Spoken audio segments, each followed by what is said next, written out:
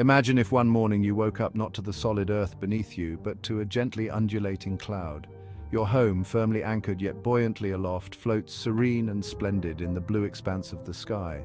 Below, the world goes on, but you are part of a new horizon, a society that quite literally lives head and shoulders above the traditional constraints and clamors of terrestrial life. This is not the opening to a whimsical children's story, but a vision into a possible future, one that demands creativity, ingenuity, and a radical remapping of how we interact with our environment. Living amongst the clouds is no longer just an enraptured figment of myth or the surreal backdrops in illustrations that grace pages of fantasy novels.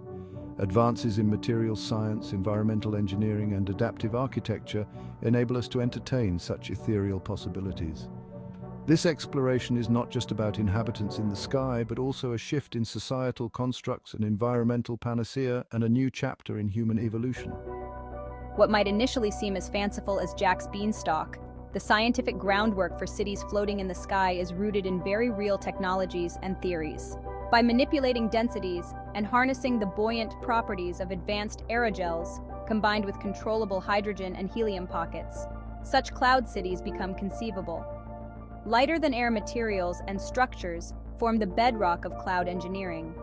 The manipulation of atmospheric pressures and the sustainable generation of lift introduce a novel architectural landscape, one where buildings don't resist gravity but dance with it.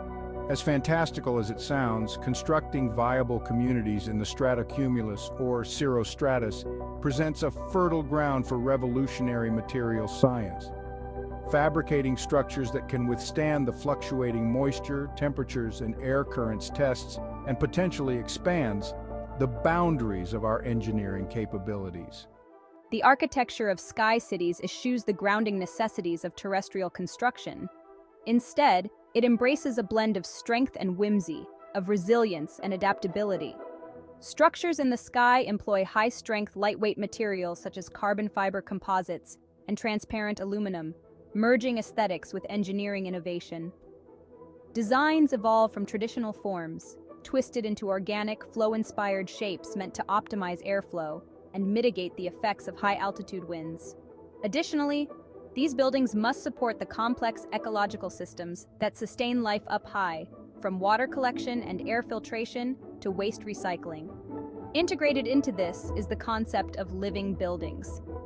These structures are not just passive shelters, but active environmental hubs, possessing facets that mimic the self-sustaining processes found in nature, thus blurring the lines between biology and built environments. Living in the clouds inevitably reshapes societal constructs. Isolated yet interconnected, these cloud communities might develop unique cultural identities.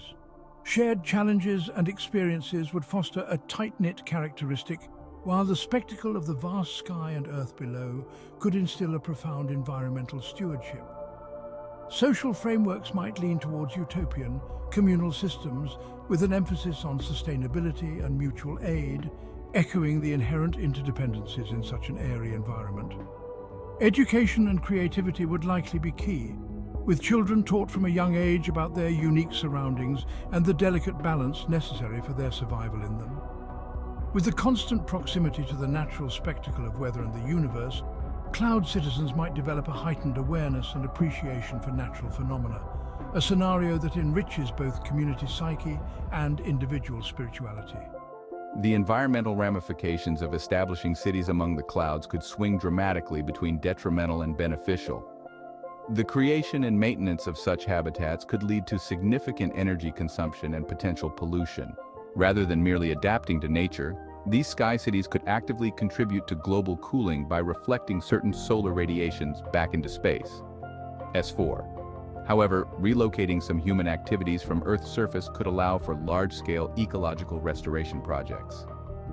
Harnessing renewable energy sources becomes vital, with solar panels and wind turbines integrated into the city's design to exploit the unobstructed sunlight and high-altitude winds.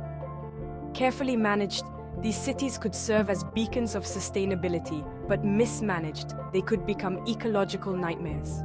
The balance between technological advancement and environmental stewardship is delicate and must be navigated carefully. Life in a sky city marries ordinary human concerns with exceptional circumstances.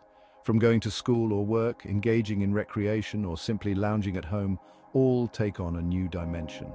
Daily routines incorporate both advanced technology and adaptations to aerial living conditions such as altered light and air quality.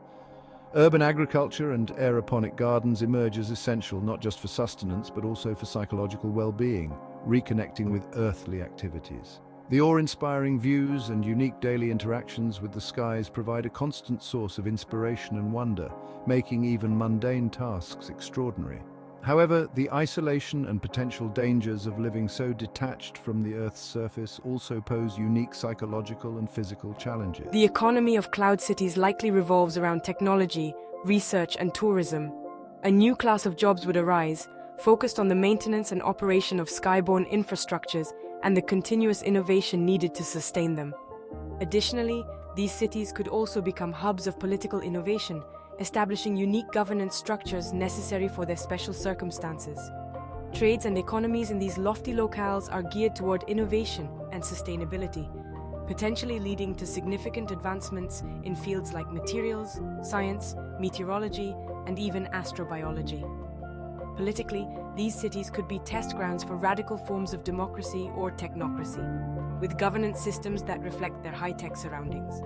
Given their detachment and perspective, sky cities might also play mediator roles in global conflicts, serving as neutral grounds for diplomatic dialogues, literal above the clouds think tanks. As we contemplate a future among the clouds, we are reminded that every new frontier comes with its sets of challenges. Issues of accessibility, safety, weather dependency, and the socio-economic divide between sky-high elites and those left on the ground pose significant moral and practical questions. Yet for all these hurdles, the potential benefits, environmental rejuvenation, new avenues for human creativity and cooperation, and literally new perspectives on life are profound. The pursuit of constructing a skyborne society speaks to our indomitable spirit, our ceaseless innovation, and our innate desire to reach for the stars, even when we are already among the clouds. As we sculpt our narratives and technologies to ascend, we herald a call to rethink our relationship with nature and technology, crafting a future that soars on the wings of sustainability and bold, visionary thinking.